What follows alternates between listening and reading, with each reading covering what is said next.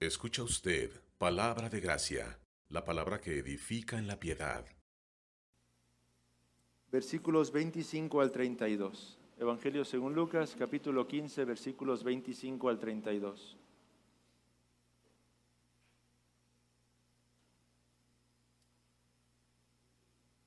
Así dice la palabra de nuestro Señor. Y su hijo mayor estaba en el campo, y cuando vino y llegó cerca de la casa, oyó la música y las danzas, y llamando a uno de los criados le preguntó qué era aquello. Él le dijo: tu hermano ha venido, y tu padre ha hecho matar el becerro gordo por haberle recibido bueno y sano.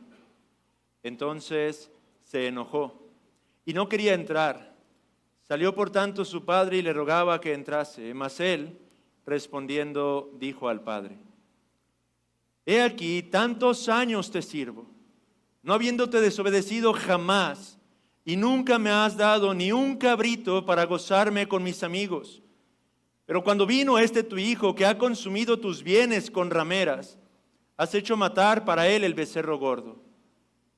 Él entonces le dijo: hijo, tú siempre estás conmigo, y todas mis cosas son tuyas.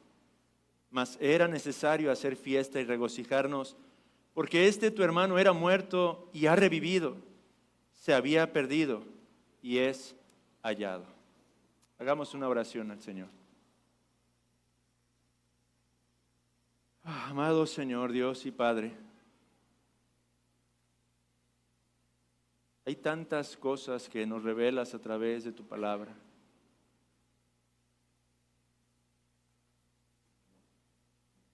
Pero hay tantas limitantes en mi persona, Señor.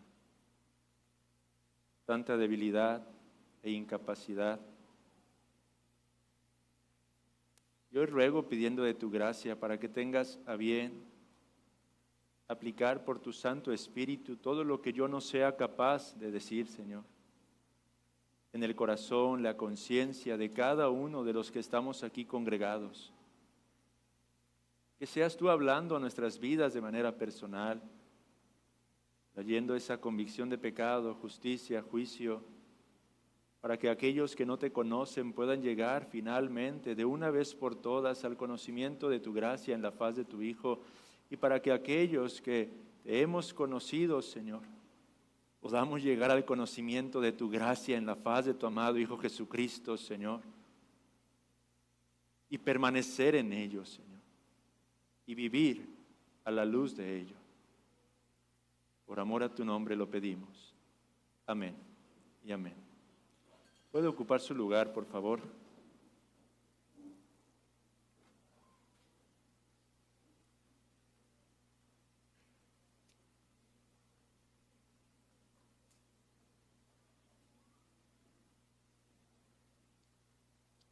Quisiera comenzar este mensaje invitándolo a considerar una pregunta basada en un escenario.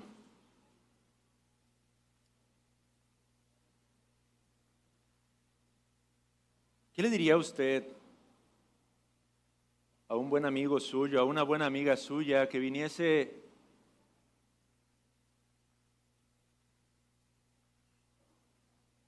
pidiéndole que considerase su situación en particular?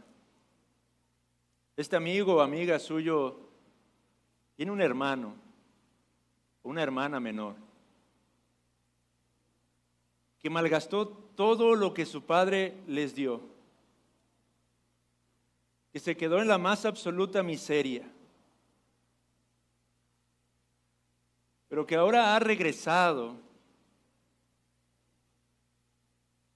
y ahora está esperando que usted comparta, o que su hermano, el amigo que le está pidiendo este consejo, está esperando que él comparta la parte de su herencia con él. Está esperando que él esté dispuesto a renunciar a lo que se le había dado por heredad para que éste pueda tener una vez más su porción. Este amigo o amiga suyo está bastante molesto. Y la pregunta que le hace a usted: ¿consideras que eso es justo? ¿Consideras que es justo que tenga que darle yo de lo mío ahora a mi hermano, siendo que éste lo malgastó absolutamente todo, viviendo perdidamente? Ahora, déjeme hacerlo todavía un poco más personal. ¿Qué es si usted tiene un hermano, una hermana, y a ambos su padre les ha dado su herencia, pero su hermano menor lo ha malgastado absolutamente todo, viviendo perdidamente, y ahora está esperando que usted esté dispuesto a compartir de lo suyo con él para que éste pueda seguir viviendo? Pregunta, ¿sería esto justo para usted? ¿Usted consideraría que hay justicia en ese acto? ¿Lo señalaría como un acto injusto? Bueno, el día de hoy, déjeme ayudarle a considerar que si usted dice, no sería justo, está más cerca de lo que se imagina del carácter del hijo mayor de esta parábola. Si usted en su corazón y en su mente sinceramente responde, no creo que sea lo más justo, déjeme decirle el día de hoy que es usted más parecido de lo que le gustaría creer o pensar al varón que se nos describe en la porción que hemos leído en el Evangelio según Lucas. Con eso en sus mentes y corazones, quiero que conozcamos la personalidad de este hombre. Quiero que el día de hoy, a través del pasaje, podamos considerar cómo era este hijo mayor de la parábola. Y en primer lugar, hermanos, hay algo importante que tenemos que destacar. Este joven, este varón, no sé qué edad tendría, no puedo imaginar exactamente, quizá 30, 40, no lo sé. Pero era el hijo mayor. Este padre tenía dos hijos, uno mayor, uno menor. Este era el mayor. Ya hemos hablado acerca del hijo menor, pero de este mayor se nos dicen algunas cosas interesantes. Y cuando nosotros vamos al pasaje de las Sagradas Escrituras y queremos imaginar a este hombre, en primer lugar, podemos imaginar que se trataba de un hombre obediente. Este hombre era obediente. No solo obediente, era sumamente servicial. No solo servicial, pero era un hombre sumamente trabajador y cumplidor de la ley en un sentido. Esto nos hace pensar que con toda probabilidad era un hombre respetado, alabado y admirado por los que le rodeaban. En el versículo número 25, en el contexto del regreso del hijo menor y cómo es que el padre lo recibe, hace fiesta, se nos hace entender que el hijo mayor no estaba presente en aquel acontecimiento en particular. Él no estaba en casa cuando esto tuvo lugar. Pero Lucas nos dice, o el Señor Jesucristo nos dice en la historia, que este hijo mayor se encontraba en el campo. Ahora, el texto griego nos da una pista de que no estaba particularmente en un tiempo de contemplación en el campo. Este hijo mayor estaba trabajando, laborando en el campo. La palabra griega que se usa hace referencia a un campo en el que se produce cosecha. Por eso es que podemos entender que se trata de un joven trabajador, un hombre que se dedicaba a lo que tenía que hacer en la hacienda de su propio padre. Además, cuando vemos el diálogo que se desarrolla entre el padre y el hijo, más adelante en el versículo número 29, este hombre argumenta que ha servido a su padre durante mucho tiempo, que jamás lo ha desobedecido. Todo esto nos habla de que este hombre realmente era un hombre obediente, servicial, cumplidor de las leyes, los mandamientos, sumamente trabajador. Respetuoso para con su padre, muy probablemente, no exigente, porque él también dice, nunca me has dado ni un cabrito para gozarme. Esta es la descripción de este joven, un hombre modelo en un sentido, un hijo modelo en un sentido. Y en un sentido muy probablemente muy parecido a su propio padre. Les he hablado acerca de ese precioso cuadro de Rembrandt, que retrata esta escena. Y en esta escena Rembrandt creo que intencionalmente coloca tanto al padre como al hijo mayor de una forma muy similar. Ambos tienen un mismo tipo de vestidura, una túnica del mismo color. Ambos tienen un rostro muy parecido, barba, todo. En un sentido, él está transmitiendo que este joven, el hijo mayor, era muy similar a su propio padre. Con todas estas características, amados hermanos, cualquiera de nosotros como papá podríamos pensar, quisiera tener un hijo como ese. Un hijo obediente, un hijo servicial, trabajador, que honre la ley, que sea moral. Creo que en un sentido, cuando lo pensamos sin meditar profundamente, muchos papás podríamos llegar a decir, yo quisiera un hijo de ese tipo. O tal vez no. Porque el pasaje del día de hoy sigue describiéndonos a este joven, yendo más profundo. Se nos dice que este hijo, estando en el campo, regresó. Y cuando llegó cerca de su casa, comenzó a escuchar las sinfonías y los coros, la música, las danzas. ¿Qué está pasando? Seguramente se preguntó, ¿qué ocurre en mi casa? ¿Por qué hay fiesta?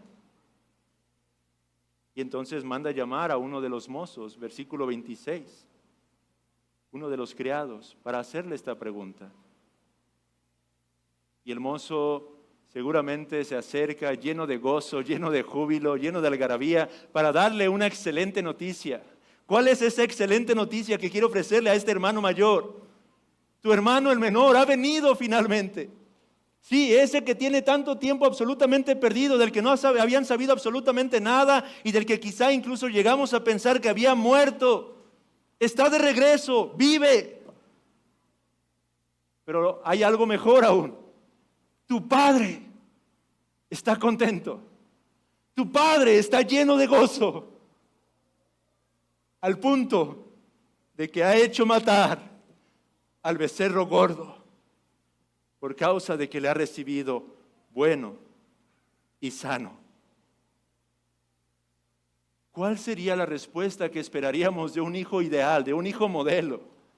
¿Cuál sería la respuesta que esperaríamos de este hombre, de este, el hijo mayor, de este que se parece tanto al padre? ¿Cuál esperaríamos que tendría que ser su actitud ante este gran acontecimiento?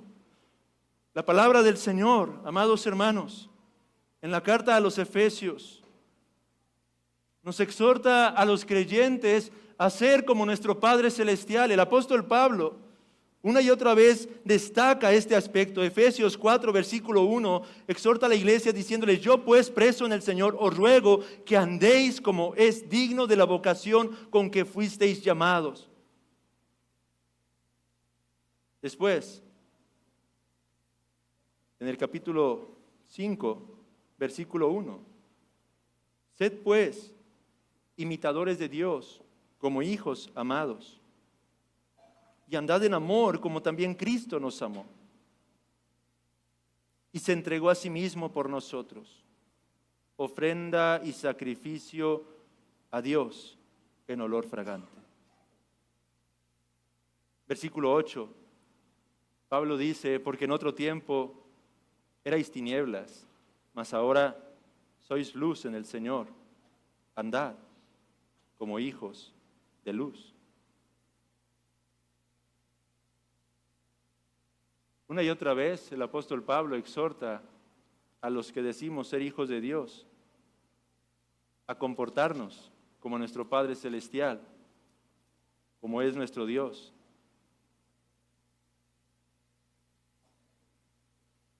Colosenses capítulo 3.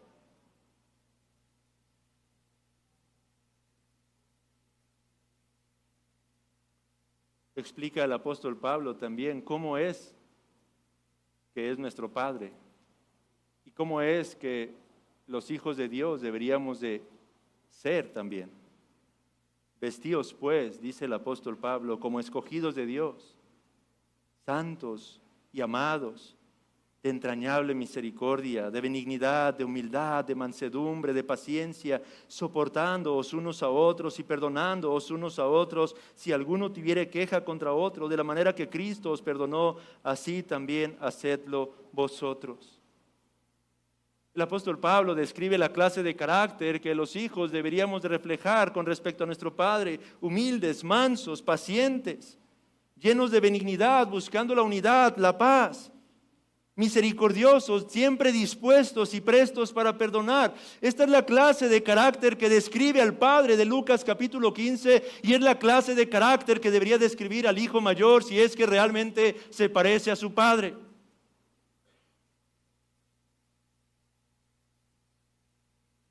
Pero ¿cómo respondió el hijo mayor, hermanos? Versículo 28. Una sola palabra en el griego. Se enojó. Y esa palabra es fuerte. Estaba furioso, no solamente un enojo ligero. Es una palabra intensa en el original. Había una furia en el corazón de este hombre, una ira apasionada. Un diccionario teológico describe esta palabra como refiriéndose a aquella ira pecaminosa que se centra en castigar al ofensor en lugar de atender la cuestión moral de la ofensa. Este hijo mayor estaba sumamente enojado, airado a causa del acontecimiento que estaba teniendo lugar en su propia casa, hermanos. En contraste con su padre, no se manifestó gozo y alegría en su corazón, pero todo lo contrario, ira. Y es que la sabia providencia de Dios se conjugó para traer a la luz lo que había oculto en el corazón de este hombre. Leímos anteriormente cómo es que el hijo menor volvió en sí. Esto es una obra divina, es una obra sobrenatural de Dios que operó, actuó en ese hombre, en ese joven, le hizo reflexionar, reconsiderar su condición, puso en su corazón el querer como el hacer y entonces lo llevó de regreso a casa.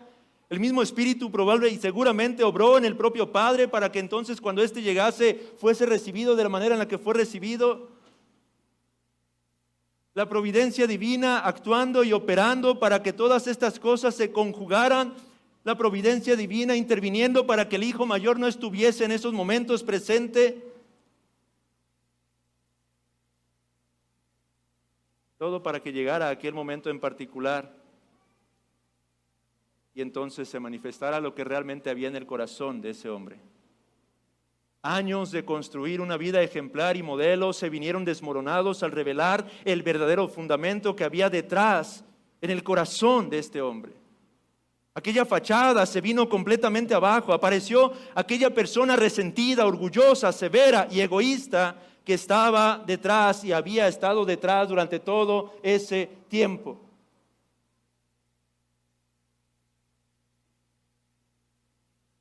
Y amados hermanos, aquí quiero detenerme a considerar una aplicación importante. Esta es la misma forma en la que el Señor a menudo desnuda nuestros propios corazones. Jeremías 17, ayer lo citaba uno de nuestros hermanos en la reunión de varones. Engañoso es el corazón y perverso más que todas las cosas. ¿Quién lo conocerá?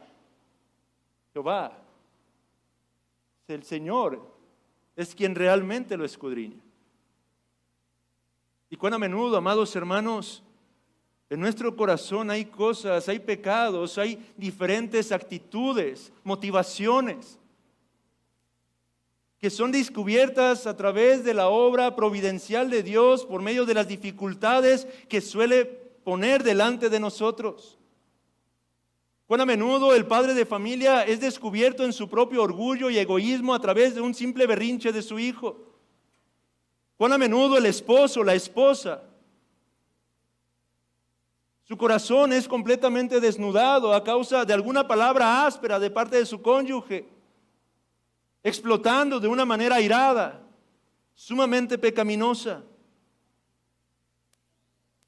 Cuán a menudo son descubiertas nuestras intenciones, nuestras verdaderas motivaciones al servir al prójimo, cuando estos en ingratitud ni siquiera nos dan un gracias. Y nosotros nos molestamos, nos enojamos. Cuán a menudo puede ser que el error del compañero de trabajo, del empleado, del patrón, sacan a la luz lo que se alberga en nuestros corazones. Así es como podemos entender mejor por qué el que a menudo la palabra del Señor dice que nuestras aflicciones, las dificultades, las tribulaciones son parte de su gracia, porque a través de ellas lo que el Señor hace es revelar nuestros corazones para seguir purificándonos, limpiándonos, para que salgamos del autoengaño que a menudo construimos a nuestro alrededor.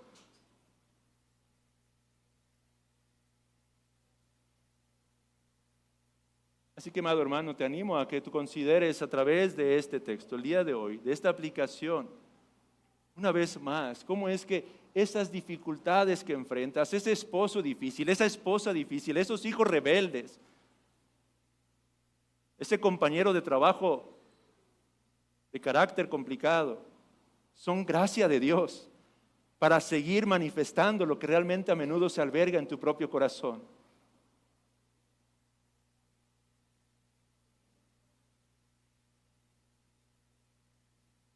Ahora una vez más, volviendo a nuestro texto, seamos empáticos con este hijo mayor.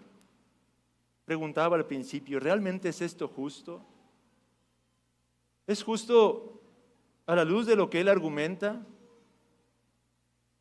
Él habla con el padre diciéndole, Padre, he aquí tantos años te sirvo, nunca te he desobedecido, nunca me has dado ni un cabrito para gozarme, y este tu hijo ha consumido absolutamente todos tus bienes con rameras. ¿Y le haces fiesta? ¿Es en serio, Padre? Esto es un acto de injusticia. Oh, amados hermanos, y a menudo también respondemos de esta manera. A menudo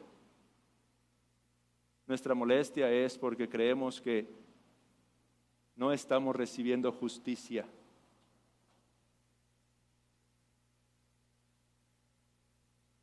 Pero es lamentable la condición del corazón de este hijo mayor. Uno lee superficialmente esto y quizá puede una vez más entender e identificarse un poco con lo que pudiera estar experimentando este joven. Pero, amados hermanos, este joven estaba completamente ciego. Y esa era la más grande de las tragedias en todo este pasaje. La ceguera en la que se encontraba sumido este hombre. Leía una frase de un escritor famoso, Mark Twain, que creo que describe apropiadamente la condición de este hombre, porque él dice que hay hombres, o mejor dicho, hay ciertos buenos hombres en el peor sentido de la palabra. Esa era la condición de este hombre. Este era un buen hombre en el peor sentido de la palabra. Decía ser tan bueno, descansaba tanto en sus propias justicias, que eso era lo que lo llevaba a un estado de obscuridad absoluta, de completa ceguera. Este hombre en realidad estaba ciego a su necesidad, ciego a su condición, ciego a su situación y sobre todo, y lo peor, ciego al carácter verdadero de su propio padre. Él consideraba a su hermano completamente perdido. Pero, amados hermanos, él está igualmente perdido. Esto que él expresa nos revela el verdadero espíritu de su trabajo, de su obediencia, de su labor. Una vez más, vea usted en el versículo número 29 cómo es que se expresó para con su padre, y podremos tener más claridad de realmente la condición en la que se encontraba su propio corazón. Él le dice, he aquí tantos años te sirvo. Esa palabra griega habla de un siervo esclavo. Él se consideraba esclavo. Él decía servir a su padre como un esclavo. Él veía el trabajo, la labor en la hacienda de su propio padre como un trabajo de esclavitud. Lo que él está diciendo es que considera que ha hecho todo esto como un simple y mero esclavo. En segundo lugar, no habiéndote desobedecido jamás.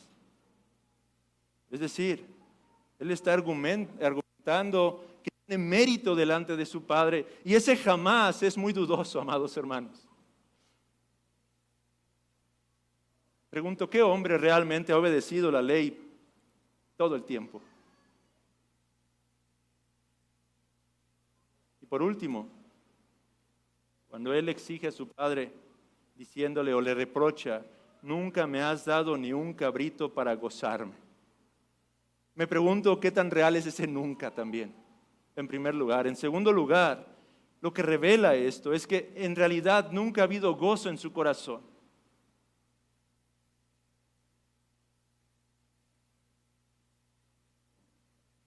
Es un joven completamente esclavizado, al igual que su propio hermano, solo que en un sentido un tanto diferente.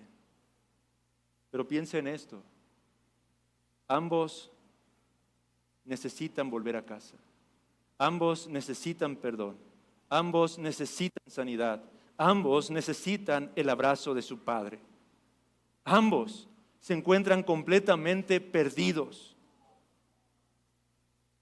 ¿Cómo dijimos la ocasión anterior que podríamos definir el concepto de perdido? Perdido, dijimos en el mensaje anterior, es sinónimo de no amar al Padre, y este hombre no amaba a su Padre. Este hombre servía como esclavo a su padre, procuraba ganarse méritos por medio de su obediencia, pero no por amor a su padre. Este hombre deseaba un cabrito para gozarse, no con su padre, pero con sus amigos. Era exactamente igual que su hermano, solo que él quizá no tuvo el valor de hacer lo que su hermano menor hizo, vivir perdidamente como lo hizo su hermano, pero en su corazón estaba ese anhelo al que se le fue agregando resentimiento y amargura, por causa de esa imposibilidad. Amados hermanos, me pregunto si ambos estaban igualmente perdidos.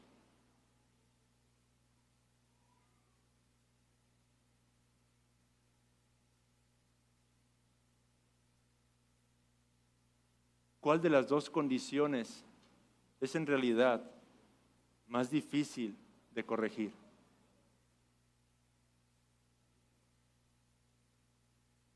Este hombre ignoraba completamente el carácter de su padre. Para él era igual que para el menor, un amo severo y tirano, no un padre generoso y bondadoso, lleno de gracia y misericordia. Cuando dialoga con su padre, se aparta de su padre, llamando a su propio hermano tu hijo, distanciándose completamente de la relación filial, de la relación paternal. Oh, amados hermanos, la conversión de aquellos que creen ser buenas personas a menudo es mucho más difícil que la conversión de aquellos que entienden y reconocen sus pecados e inmundicias. Y hablo en el ámbito humano. Sé que para Dios no hay absolutamente nada imposible, pero cuán difícil es quebrantar un corazón de un hombre que cree ser justo, de un hombre que cree estar bien, de un hombre que se cree ser digno, de un hombre que cree merecer absolutamente todo.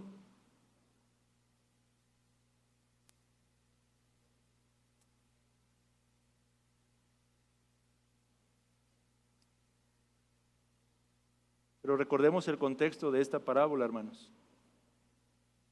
Esta parábola la está compartiendo nuestro Señor Jesucristo para responder a la acusación de los fariseos que leímos desde el principio en los primeros versículos, que al ver a Jesucristo relacionándose con los pecadores, ellos simplemente comenzaron a murmurar diciendo, a los pecadores recibe y con ellos come.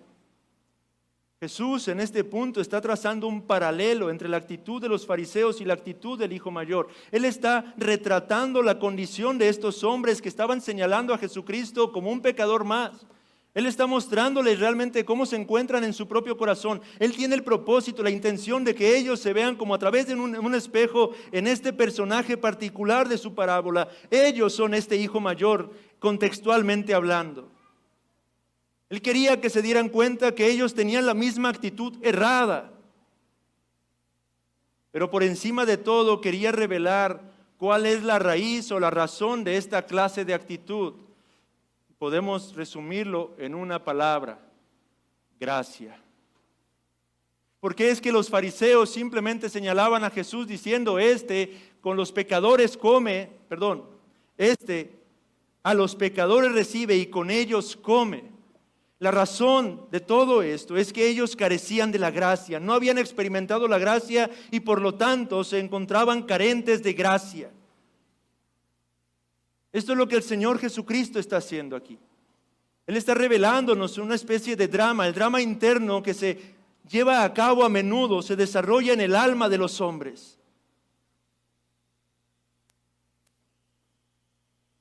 Y amigo, a menudo esta es la condición y la causa por la que tú no vienes a Cristo. A menudo los hombres pueden llegar a pensar en el extravío como actos que se ven y que llegan a ser espectaculares. A menudo me pasa esto, por ejemplo, en los centros de rehabilitación. ¿Ve usted ahí a los encargados de esos lugares que llevan tiempos sobrios? Y cuando se llega a compartir la palabra, ellos se van, porque ellos no necesitan de la palabra. Son estos los que están ahorita tratando de desintoxicarse de la vida perdida que han estado llevando durante estos últimos meses, semanas. No nosotros. Pero a menudo esto lo vemos también en nuestros contextos. A menudo las personas no creen ni consideran estar perdidas porque esperarían vivir perdidamente para poder declararse perdidas. Esperarían estar atados a la droga, al alcohol, a otro tipo de pecados más escandalosos como para considerar que realmente se encuentran mal. En otras palabras, a menudo es más fácil detectar a aquellos que se encuentran perdidos puesto que viven como el hijo menor. Pero es tan sutil la condición del hijo mayor. Era tan sutil la condición de este hombre. Todo lo hacía bien una vez más. Era obediente, servicial, trabajador. Cuán a menudo muchas de las personas que están entre nosotros están exactamente en esta misma condición. Viviendo vidas de justicia, moralidad. Y por causa de eso creyendo que no hay nada malo en sus propias vidas, en sus propios corazones. Creyendo estar bien a causa de esto delante del Señor. Pero albergando en sus corazones a menudo resentimiento, amargura, enojos. Cosas del pasado que no han sido capaces de cancelar. Resentimiento para con el padre, con la madre, con el hermano, con el esposo, con la esposa, con los hijos. Corazones completamente envenenados. Un autor hacía la pregunta, ¿qué será más dañino, la lujuria o el resentimiento? A lo que yo respondo, ambos, pues son igual de destructivos. Así que amigo, yo no sé si pueda ser esta tu condición el día de hoy. Si hoy tú estás como el hijo mayor, si hoy tú consideras estar bien delante de Dios, si hoy tú consideras que jamás has pecado escandalosamente, pero sabes en tu corazón y en tu conciencia, porque el Espíritu está comenzando a hablar a tu vida, que hay todo esto acumulado en tu propia alma, que hay amargura, resentimiento, enojo, ira, y que tratas de cubrir con esa fachada de moralidad.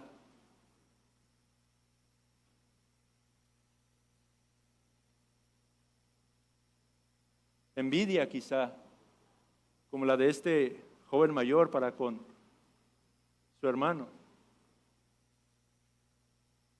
¿Cuál es tu condición? Ahora, amados hermanos, al leer este pasaje no podía evitar considerar cuán cerca estoy yo del hijo mayor más que del menor.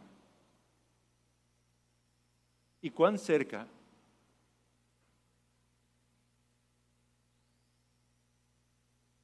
a menudo está el cristiano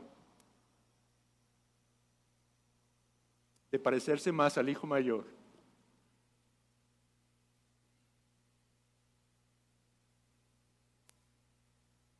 de lo que nos gustaría creer o pensar.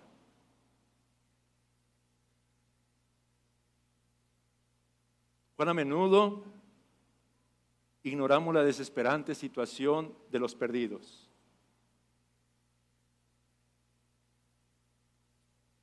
Cuán a menudo nos apartamos sectariamente de los que no son como nosotros. Cuán a menudo simplemente tratamos de mantener una reputación externa.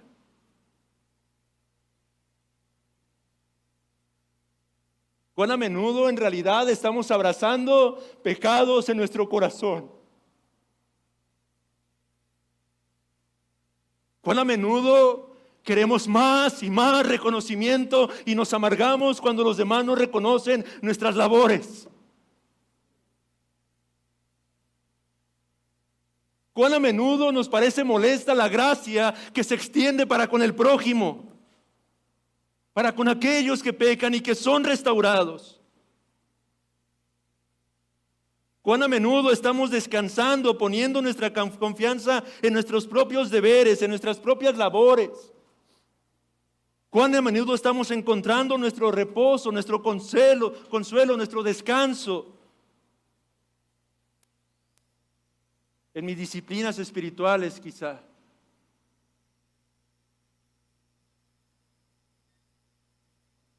Yo nunca falto a las oraciones. Yo siempre estoy puntual los domingos. Y cuán a menudo hacemos uso de esas virtudes, ¿por qué no decirlo? Son cosas buenas, no es que sea algo malo, pero cuán a menudo hacemos de eso nuestro sustento, nuestra confianza. Cuán a menudo, quizá no intelectual, pero implícitamente rechazamos la idea de ser pecadores necesitados continuamente de gracia. Quizá con nuestros labios podemos confesar, necesitamos gracia, somos pecadores, pero en última instancia vivimos de una manera contraria a esa confesión. Cuán a menudo nuestro corazón perverso y engañoso nos hace malas jugadas, haciéndonos creer que realmente somos buenos.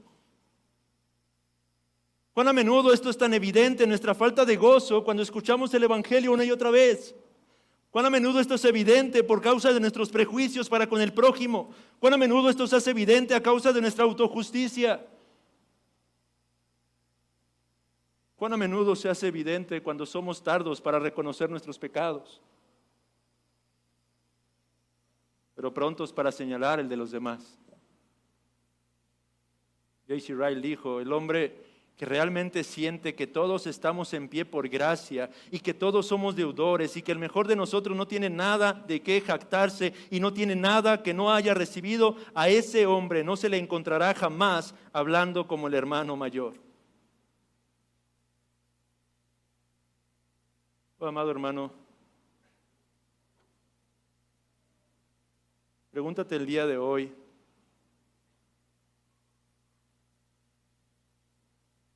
y considera esto que el Señor me ha hecho considerar a mí personalmente.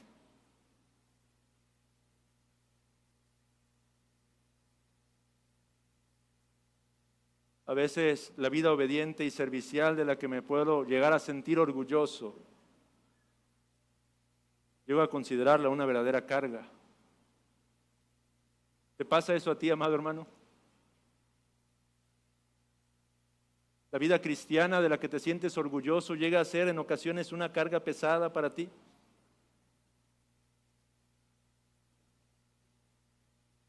¿Puedes ver ahora y identificarte con la queja de el hermano mayor?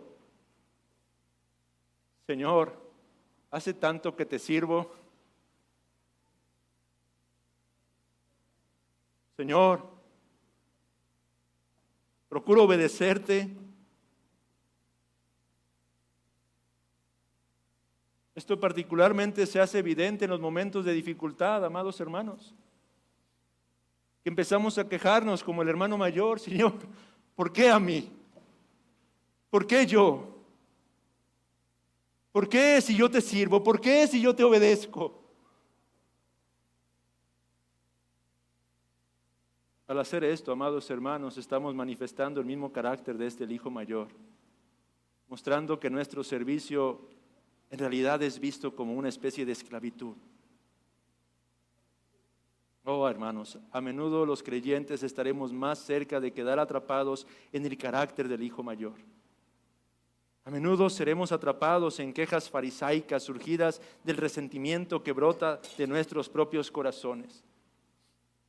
Esta es la condición en la que nos encontramos continuamente, hermanos. Esta es la situación que adolece nuestras propias almas. Nuestro Señor Jesucristo, Lucas 6, 20 al 21, Dijo, bienaventurados vosotros los pobres, porque vuestro es el reino de Dios. Bienaventurados los que ahora tenéis hambre, porque seréis saciados. Bienaventurados los que ahora lloráis, porque reiréis. Bienaventurados todos los que reflejan el carácter de Cristo, amados hermanos, pero sinceramente, cuán a menudo estamos tan lejos de este carácter.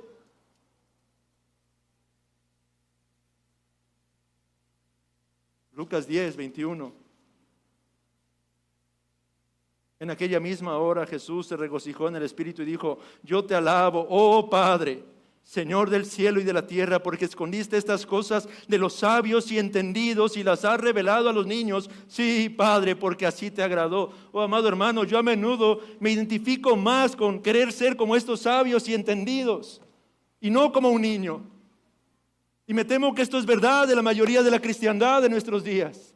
Cuán a menudo que pretendemos parecer sabios y entendidos y olvidamos hacernos como niños. Y por lo tanto comenzamos a reflejar el carácter del hijo mayor. Ahora hay esperanza. Hay una cura para esto. Un comentarista mencionaba que hay dos cosas que podemos buscar cultivar para poder pelear, lidiar contra esta tendencia a manifestar el carácter del hijo mayor. La primera cosa, gratitud. Gratitud. Este autor dice, la gratitud va más allá de lo mío y tuyo. Reclama la verdad de que todo en la vida es puro don. Gratitud es lo primero que debemos cultivar en nuestros corazones, amados hermanos, para poder lidiar con este hijo mayor que a menudo quiere salir a la superficie en nuestras propias vidas. Cuando leía esto, lo consideraba y lo meditaba y comenzaba a vincularlo con mis lecturas devocionales de forma personal. Y es que algo que yo había estado preguntando mientras leía o me había llamado la atención es cómo es que el apóstol Pablo exhorta constantemente en sus cartas a algo en particular, dar gracias, dar gracias. En la carta a los Colosenses, capítulo 1, versículo 3 dice, siempre orando por vosotros, damos gracias a Dios Padre de nuestro Señor Jesucristo. Después me llamaba la atención, lo subrayaba en el versículo número 12, una vez más, con gozo dando gracias al Padre que nos hizo aptos para participar de la herencia de los santos en luz. Luego en el capítulo 2, versículo 7, arraigados y sobreedificados en Él y confirmados en la fe, así como habéis sido enseñados, abundando en acciones de gracias. Luego lo dice más adelante una vez más, capítulo 3, versículo 17. Y todo lo que hacéis, sea de palabra o de hecho, hacedlo todo en el nombre del Señor Jesús, dando gracias a Dios Padre por medio de Él. La gratitud es una disciplina que nosotros somos llamados a desarrollar y a cultivar. La gratitud nos ha de recordar que todo lo que recibimos es de gracia, por gracia. La gratitud nos recuerda que realmente no tenemos absolutamente nada, que no merecemos absolutamente nada. Por eso es que veo cómo el apóstol Pablo exhortaba y enfatizaba una y otra vez, dad gracias, dad gracias, dad gracias. Lea con esto en su mente las cartas del apóstol Pablo y se dará cuenta cómo abundan en todas sus cartas una y otra vez la exhortación, den gracias, abunden en gracias, doy gracias a Dios. Oh, amados hermanos, la gratitud es una de las curas para guardarnos, cuidarnos de la actitud del hijo mayor.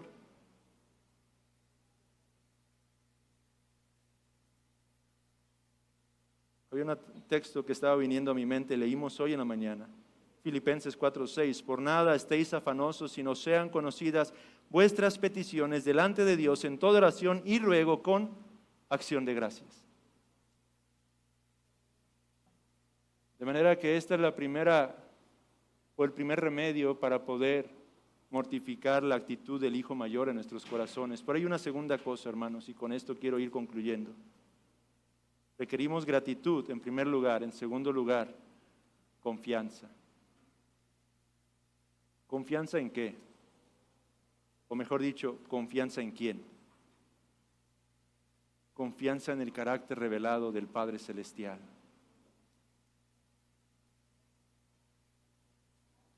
Vayamos al final del texto que estamos considerando el día de hoy. Y es que en última instancia, amados hermanos, esta parábola, la parábola del hijo pródigo,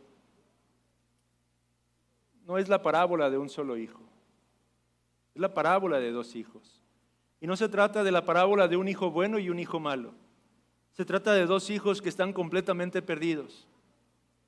Pero en realidad, yendo al fondo del asunto, ni siquiera se trata de los hijos.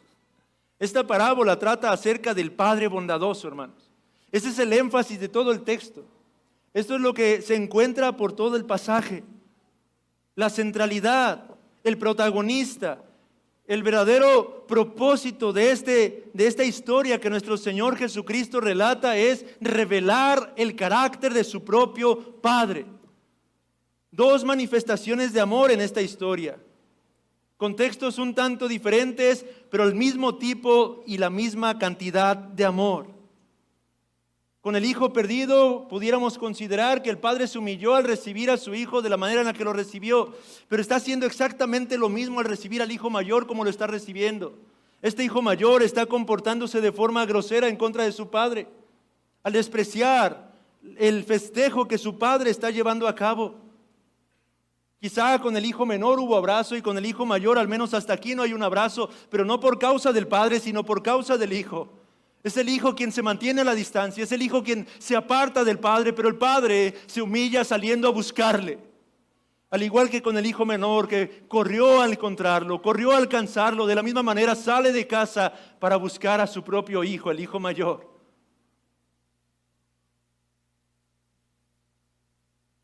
No solo eso.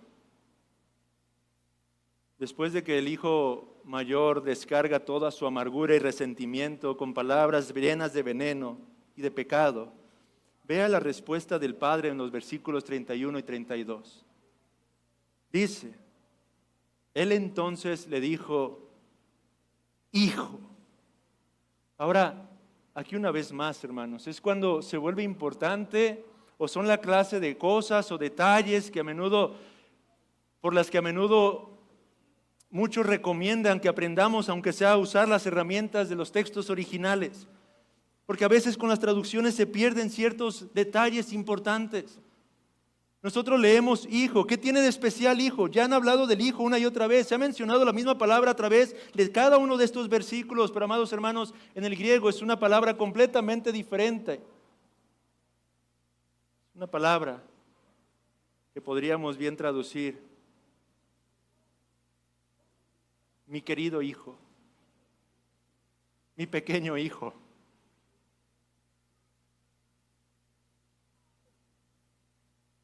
Y lo importante no es la palabra, sino lo que transmite: la ternura, la gracia, la misericordia de este Padre.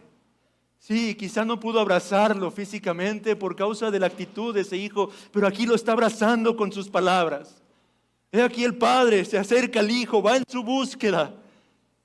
Hijo, querido hijo, él está afirmando en su corazón, y vea el contraste. Aquel joven está diciendo, tu hijo, apartándose del padre, tú ya no eres mi padre, pero el padre aún con todo, en su gracia y misericordia, afirma su amor para con él, al llamarlo querido hijo. Esto es gracia. Pero aún más gracia cuando le dice, hijo, tú siempre estás conmigo. Todas mis cosas son tuyas. Él sigue enfatizando la gracia, hijo, con todo lo que tengo sigue siendo tuyo. Aquí el gran detalle y el por qué este joven estaba pensando mal, y nosotros podríamos pensar cuando consideramos este acto como un acto de injusticia, porque en última instancia, ¿qué merecía este joven mayor? ¿Qué era suyo realmente? Todo era absolutamente de su padre. ¿Por qué considerar injusticia cuando realmente absolutamente nada le pertenece? Pero si le pertenece es por causa de la gracia y no por otra razón. Así que no hay injusticia. Si el hijo va a tener que compartir la hacienda, en última instancia es porque todo lo que había recibido es por gracia. Y de gracia compartiría también, hermanos. Y vea un último detalle. Él entonces le dijo: hijo, tú siempre estás conmigo y todas mis cosas son tuyas. Versículo 32. Mas era necesario hacer fiesta y regocijarnos, porque tu hermano era muerto y ha revivido, se había perdido y es hallado. Ahora, me gusta la consideración de un comentarista de esta última parte. ¿Por qué era necesario hacer fiesta?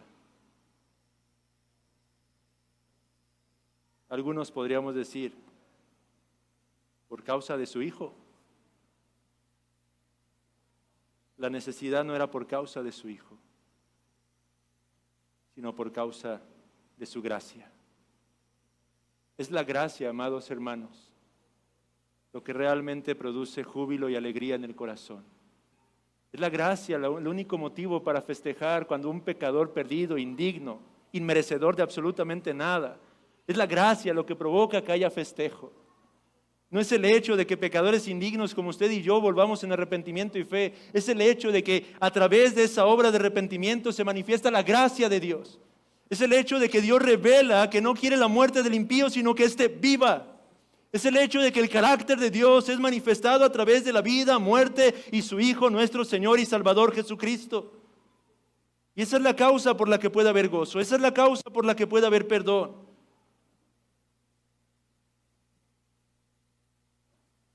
Y con esto quiero concluir, amigo. Si tú estás como el hijo mayor, en la misma condición del hijo mayor, hay gracia. Amado hermano, si tú has estado actuando como el hijo mayor, hay gracia. Eso es el enfoque de este texto. Que recordemos, que seamos recordados del hecho de que hay gracia en un Padre que es amoroso. Y esta gracia es por causa de la vida y obra del verdadero hijo mayor, del hijo mayor por excelencia. ¿Quién es ese? Nuestro Señor y Salvador Jesucristo. Cuando el Padre en esta parábola se refiere al Hijo diciéndole: tú siempre estás conmigo y todas mis cosas son tuyas, en última instancia esta frase se aplica particular y especialmente al unigénito de Dios, quien en contraste con el Hijo mayor, nuestro verdadero hermano mayor, el hermano mayor por excelencia, no se amarga por causa de la gracia que derrama Dios, su Padre, con hijos pródigos como nosotros, hermanos. No se resiente por causa de que su Padre nos recibe con los brazos abiertos. No se resiente en lo absoluto porque su Padre hace fiesta en el reino de los cielos cuando pecadores como usted y yo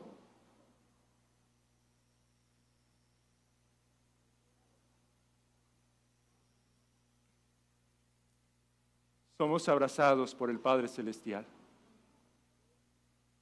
El hijo mayor por excelencia, lejos de amargarse y resentirse, antes bien siendo rico se hizo pobre, para que a través de su pobreza, pecadores indignos como nosotros podamos ser enriquecidos en su gracia. Jesús es tanto el hijo menor como el hijo mayor, pero por excelencia. Jesús es aquel que vino a buscar y a salvar lo que se había perdido, abandonando el hogar de su padre, y volvió a donde su padre, cargando con toda la inmundicia e inequidad, no suya, sino la de su propio pueblo, y no recibió abrazo de parte de su padre, sino su justa y santa ira. Pero Jesús también es el hijo mayor, quien se ha despojado de su propia heredad, para que nosotros, indignos pecadores, seamos enriquecidos en su maravillosa gracia. Oh, que el Señor obre por su Espíritu en nuestros corazones y nos ayude a seguir cultivando y creciendo en nuestra gratitud y confianza. Gratitud porque nada de lo que tenemos merecemos. Y confianza en el carácter del Dios de las Escrituras. Un Dios paciente, misericordioso, un Dios amoroso y bondadoso.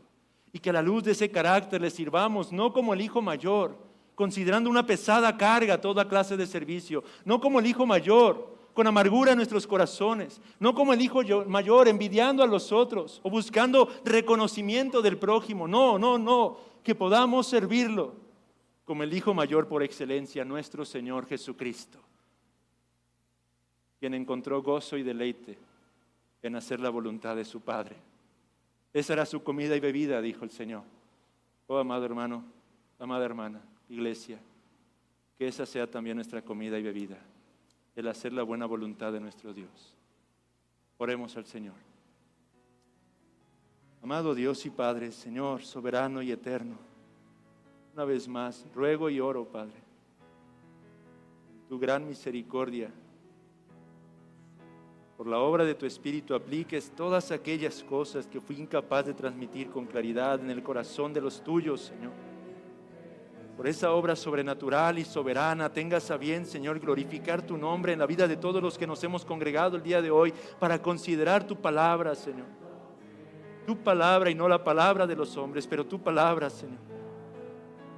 Oh Padre, ayúdanos, Señor, pues nuestro corazón es perverso y engañoso más que todas las cosas. Ayuda, Señor, para que tu pueblo realmente pueda manifestar el carácter de tu amado Hijo Jesucristo. Ayúdanos, Señor, a que aún aquellos que se encuentran muertos en sus delitos y pecados,